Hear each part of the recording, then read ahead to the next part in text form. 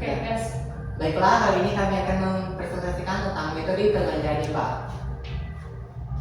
Di dalam metode pengajaran IPA, kami merangkum 5, yaitu definisi dan tujuan. Yang kedua, jenis-jenis. Yang ketiga, prinsip-prinsip. Yang keempat, tantangan dan solusi. Dan yang terakhir, kesimpulan. Definisi. Definisi metode pengajaran adalah satu kesatuan yang utuh dari penerapan metode, strategi, teknik, model, dan taktik pengajaran. Oleh karena itu, guru harus mampu menguasai berbagai metode pengajaran yang disesuaikan dengan karakteristik dan gaya belajar siswa, terutama saat mempelajari mata pelajaran IPA. Tujuannya agar siswa dapat memahami konsep-konsep IPA dan membangkitkan rasa ingin tahunya tentang berbagai peristiwa yang berkaitan dengan lingkungan alam dan mengembangkan keterampilan proses sehingga dapat memecahkan masalah dan mampu membentuk opini, sikap, nilai, dan kemampuan. Menerapkan konsep IPA dan keterampilan dalam kehidupan sehari-hari. Baiklah, untuk jenis-jenis metode pengajaran IPA akan dilanjutkan oleh teman saya, yaitu Dinda. Baiklah, saya akan menjelaskan jenis-jenis metode pengajaran IPA. Yang pertama bisa kita lihat yaitu metode ceramah. Jadi metode ini adalah metode tradisional yang dari dulu orang gunakan. Di mana metode ceramah ini itu fokusnya hanya terhadap guru saja, di mana guru yang berbicara, guru yang melakukan semuanya tanpa melibatkan siswa di dalamnya. Kemudian metode diskusi. Nah, di metode diskusi ini melibatkan interaksi aktif antara guru dan siswa. Nah, dalam metode ini biasanya guru memberikan salah satu tugas atau sebuah masalah yang harus dibicarakan murid, di mana nanti semua murid akan dibuat per kelompok dan setiap kelompok menyelesaikan masalah-masalah dengan cara berdiskusi. Kemudian yang ketiga adalah metode demonstrasi. Nah, metode demonstrasi adalah metode pengajaran yang melibatkan guru atau siswa dalam memperagakan suatu eksperimen atau fenomena ilmiah untuk mewujudkan prinsip-prinsip IPA secara langsung. Nah, metode ini juga memungkinkan siswa untuk melihat secara nyata bagaimana konsep IPA diterapkan di dunia nyata. Kemudian metode simulasi.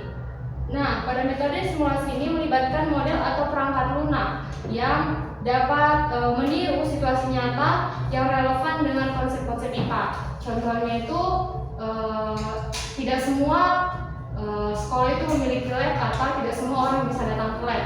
Jadi bisa menggunakan aplikasi-aplikasi online yang dapat mendukung kita atau murid-murid yang lain untuk mengetahui apa sih yang ada di dalam lab tersebut.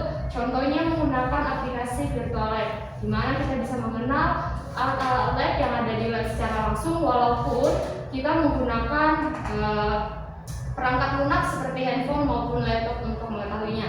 Kemudian yang keempat yaitu metode tanya jawab. Nah, pada metode ini adalah metode pengajaran yang melibatkan interaksi langsung antara guru dan siswa melalui pertanyaan dan jawaban.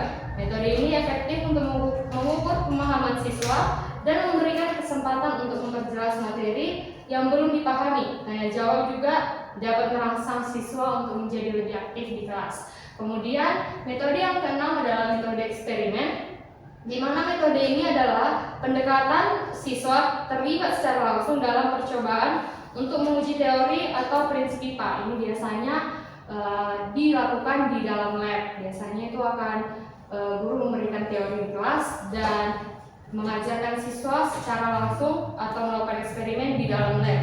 Kemudian selanjutnya adalah metode studi lapangan. Nah, metode ini memberikan siswa kesempatan untuk mengamati dan mempelajari fenomena IPA di luar kelas. Kegiatan ini melibatkan kunjungan ke lokasi nyata yang relevan dengan materi yang dipelajari, seperti taman atau laboratorium, tempat-tempat industri. Studi lapangan juga menghubungkan teori yang dipelajari di kelas dengan kenyataan yang di dunia luar, seperti kalau kita belajar keragaman hewan gitu, kita bisa datang ke kebun binatang dan lain-lain. Kemudian metode penugasan. Nah, biasanya setelah guru memberikan materi dan menjelaskan, biasanya guru memberikan tugas kepada siswa-siswinya untuk mengetes atau membuat ujian untuk mengetahui tingkat pengetahuan dari murid-muridnya. Oke, sekian jenis-jenis metode pengajaran yang bisa saya jelaskan. Selanjutnya untuk prinsip-prinsip metode pengajaran saya serahkan kepada teman saya, Firda Ale.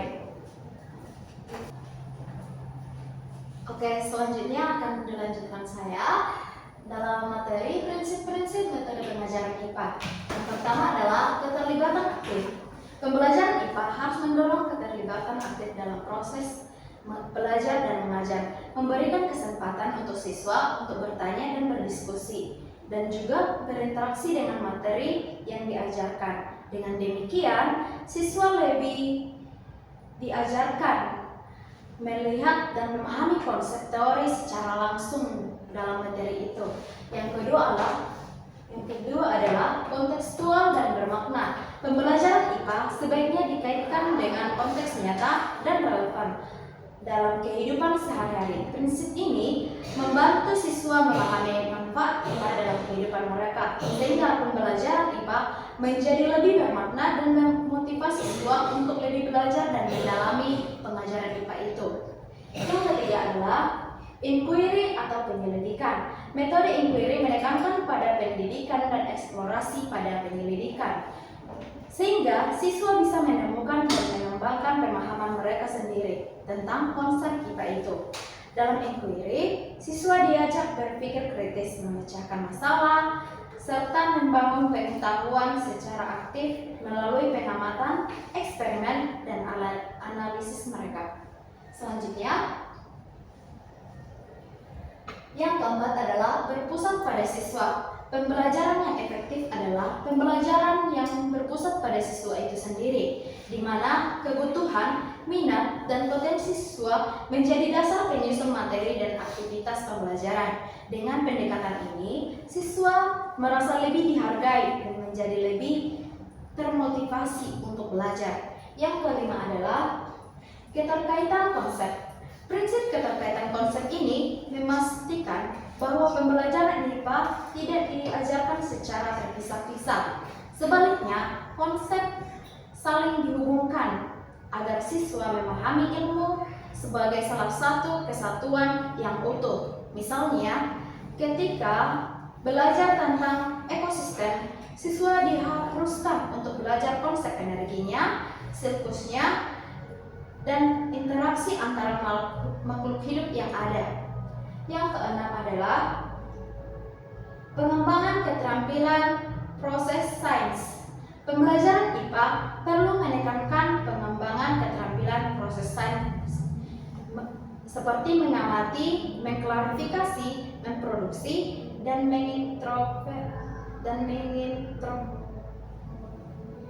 menginterpretasi data dan menarik kesimpulan. Keterampilan ini adalah dasar dari metode ilmiah yang sangat penting bagi siswa untuk memahami cara berpikir siswa itu sendiri.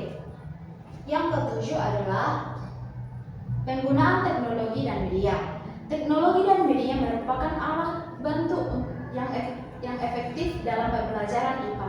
Dengan menggunakan simulasi video atau aplikasi internet, siswa dapat mengevaluasikan konsep-konsep yang sulit dengan melakukan eksperimen virtual atau mendapatkan informasi terbaru, sehingga pembelajaran menjadi lebih menarik dan interaktif.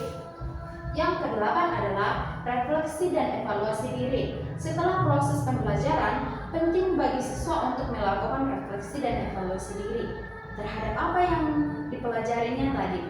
Guru dapat membantu siswa menganalisis, memahami mereka, mengidentifikasi masalah atau kesalahannya, dan melakukan langkah perbaikan, sehingga pembelajaran lebih mendalam dan terus berkelanjutan. Yang kesembilan adalah kolaborasi dan diskusi. Pembelajaran IPA yang melibatkan kolaborasi dan diskusi akan membantu siswa mengembangkan keterampilan komunikasi dan bekerja dalam tim. Melalui kolaborasi ini, siswa dapat bertukar ide, berdiskusi, dan saling belajar. Diskusi membantu siswa mengklarifikasi, memahami mereka, dan menguatkan pengetahuan yang diperoleh dari teman-teman mereka sendiri. Dengan menerapkan prinsip-prinsip ini, diharapkan pembelajaran IPA dapat berjalan secara efektif dan mampu membentuk siswa yang kreatif, serta saling memahami mendalam tentang ilmu pengetahuan alam. Sekian dari saya, materi ini akan dilanjutkan oleh Christian.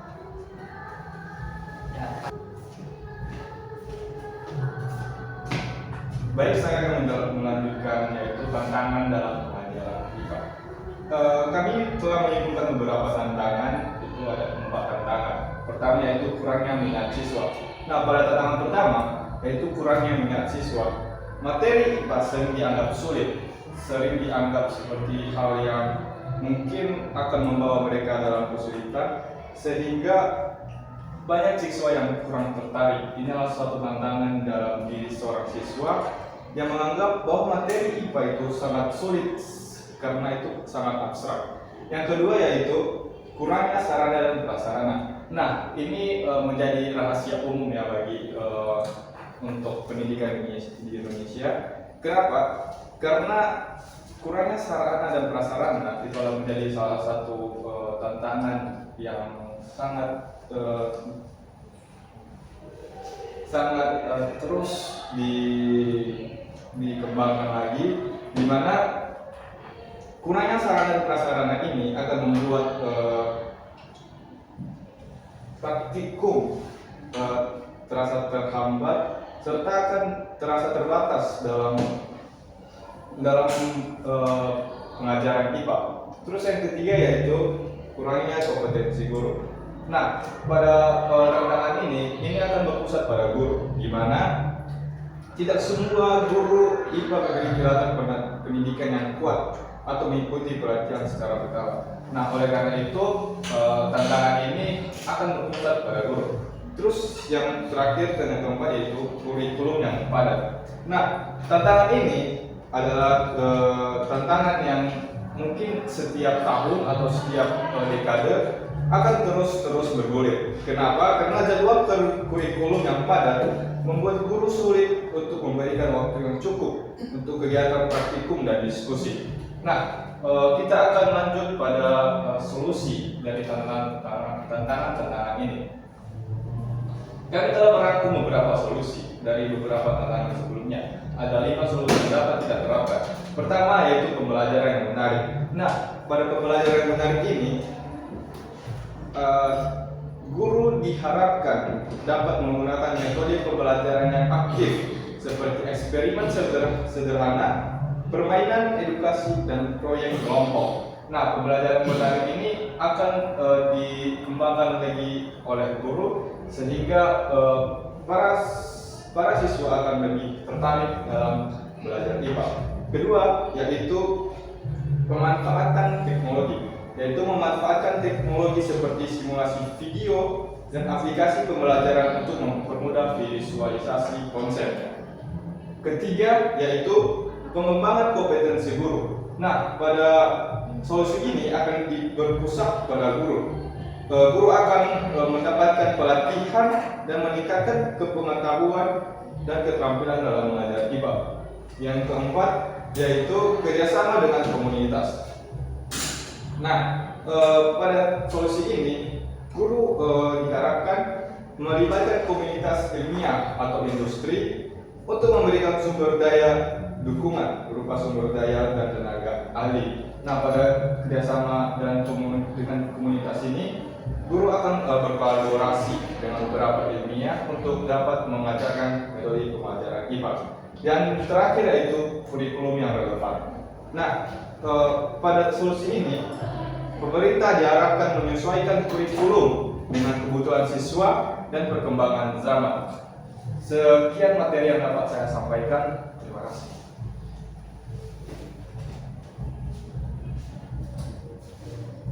Baiklah, saya akan membacakan kesimpulannya, yaitu metode pembelajaran IPA yang efektif harus mengutamakan pendekatan yang interaktif dan kontekstual, sehingga siswa dapat mengaitkan konsep-konsep ilmiah dengan kehidupan sehari-hari. Penggunaan metode pembelajaran yang aktif seperti eksperimen, diskusi, dan proyek sangat penting untuk meningkatkan keterlibatan siswa. Selain itu, penerapan metode inquiry yang mendorong siswa untuk berpikir kritis dan melakukan penyelidikan sendiri dapat memperdalam pemahaman mereka. Integrasi teknologi dalam pengajaran juga dapat membantu menjadikan materi lebih menarik dan mudah dipahami. Evaluasi yang berkelanjutan dan bervariasi penting untuk menilai pemahaman siswa secara menyeluruh. Fleksibilitas dalam memilih dan menyesuaikan metode sesuai dengan karakteristik dan kebutuhan siswa adalah menjadi kunci untuk mencapai hasil belajar yang optimal. Dengan pendekatan yang tepat, pengajaran IPA dapat menumbuhkan minat dan bakat pemahaman siswa terhadap ilmu pengetahuan. Baiklah, sekian dari presentasi kami hari ini. Semoga dalam presentasi ini akan menambahkan pengetahuan yang nonton. Baiklah, sekian dan terima kasih.